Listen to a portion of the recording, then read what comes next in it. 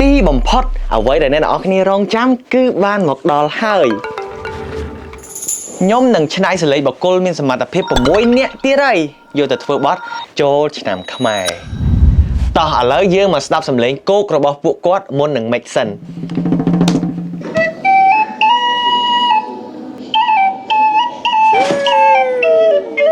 na na na na ha ba da ba ba ba រៀងបាក់តិចក៏ប៉ុន្តែអ្នកស្ដាប់ដឹងអាសបាយស្ដាប់ហ្មងដឹងអាសបាយហ្មងតោះយើងអូខេឥឡូវនេះយើងបូកសំឡេងខ្លុយបច្ចរិតជាមួយនឹងសំឡេងជីមេងចាំតិចសិន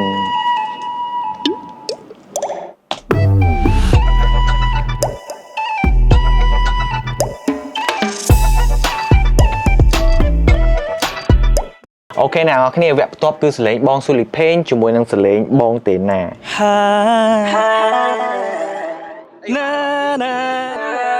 សាស្ដាប់មើលអ្នកនរគ្នាមិនដែរឈប់មុននឹងតទៅមុខទៀតអ្នកនរគ្នាជួយ follow ខ្ញុំម្នាក់មួយផងបើចូលចិត្តស្រឡាញ់វីដេអូនេះ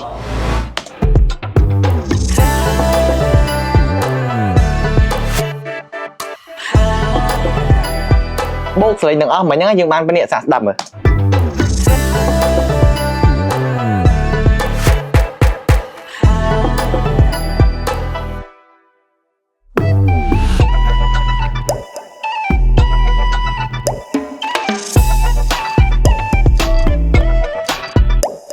ដល់វគ្គសរសេរប្រូហើយអ្នកទាំងអស់គ្នាខ្ញុំចង់រំលឹកអនុស្សាវរីយ៍ចាស់ខ្លះការដែលខ្ញុំសរសេរបទបែបខ្មែរនិងបទឈឺចាស់លំដាប់ខែ5ជាមួយនឹងបងមេងមិនដឹងថាគាត់សុខសប្បាយអត់ទេឥឡូវហ្នឹងគាត់ទៅណាហើយណា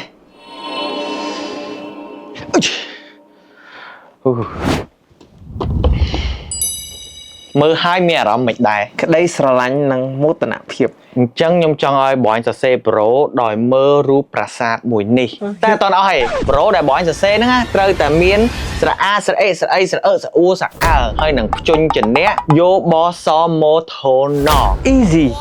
តែគេខ្លះវិញអូ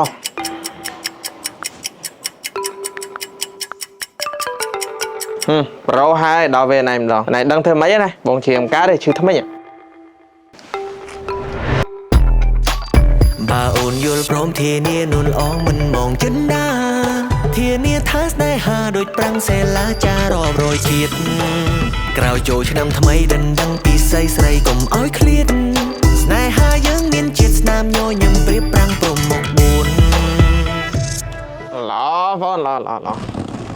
ភ្លេងចម្រៀងយើងមានហើយតែមានអារម្មណ៍ដូចខ្វះអីម្យ៉ាងគឺសំឡេងពនាងពេលហ្នឹង record មកយើងជាប់ noise ប៉ុន្តែបើសិនជាយើងកាត់តធ្វើបានវានឹងព្រោះខ្លាំងហ្មងឥឡូវយើងសាកសិន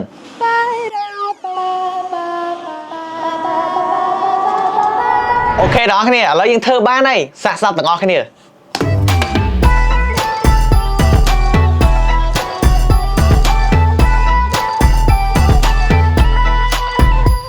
បានហើយប៉ុណ្ណឹងហូរពីពេញហើយចេញបានតើអញ្ចឹងសរុបមកវិញទាំងអស់យើងបានប៉ុណ្នេះ